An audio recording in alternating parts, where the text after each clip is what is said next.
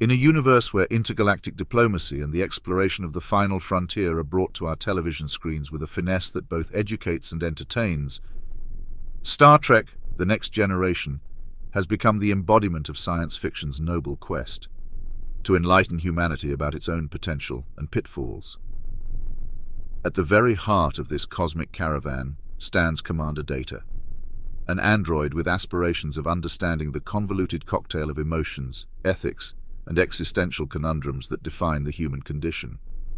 Yet what if this Pinocchio of the stars, with his innocent quest to be real, were to suddenly and without provocation unleash a force of inexplicable brutality? Picture the scene. The USS Enterprise embroiled in a battle that demands every iota of Captain Picard's strategic genius. The crew, dedicated and diligent, attend to their posts with practiced precision. And then, as a symphony of phaser blasts and warning sirens creates a cacophony around them, Data, with the cold detachment only a machine could muster, turns to the captain and rips his head off. The sheer audacity of such an act in the midst of a perilous confrontation in the vastness of space would not only be a shocking diversion from the narrative we've come to expect, but a profound, if grotesque, exploration of unpredictability. It throws into sharp relief the ever-present tension between Data's android nature and his quasi-human programming. Now, with Picard's head in hand, Data assumes center stage, launching into Hamlet's iconic soliloquy. To be or not to be, that is the question. The tragic irony of the scene is palpable. Here stands an android, a being not born of flesh and blood, holding the severed head of the most human character on the ship and grappling with the very essence of existence itself.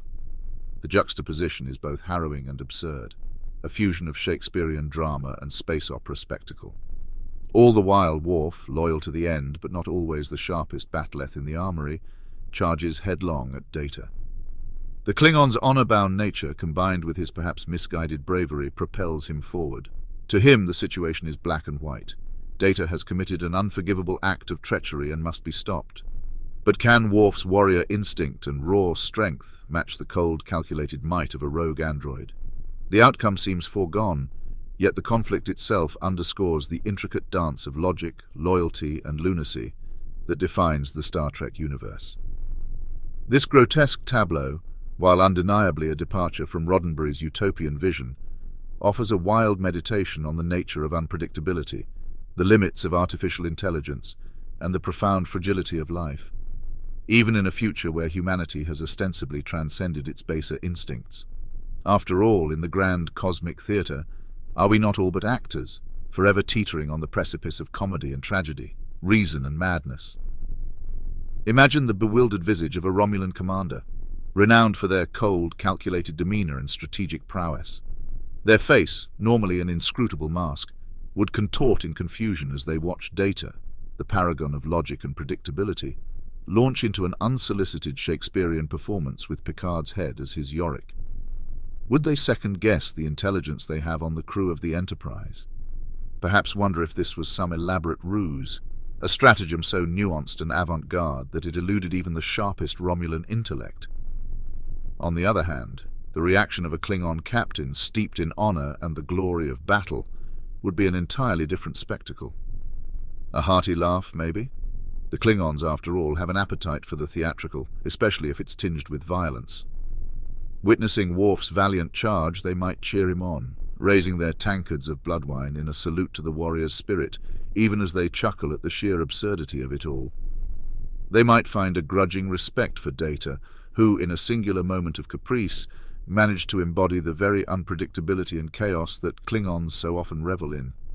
And then, of course, there's Q, that omnipotent, capricious entity with a penchant for mischief and moral tests. One can almost hear his boisterous laughter echoing through the cosmos, delighting in the utter absurdity of the moment. Where others see chaos and tragedy, Q sees an opportunity for amusement and perhaps a lesson. Appearing on the bridge in one of his flamboyant attires with a twinkle in his eye, he might jest, "Well, Data, you've certainly outdone yourself this time." He'd dance around the bridge, mocking the crew's horror, reveling in the unexpected. For Q, the universe is a playground, and he's the eternal child pulling the strings of mortals for his entertainment. Would he commend Data for shaking the very foundations of Starfleet's expectations, or chastise him for his recklessness? I am keen to find out.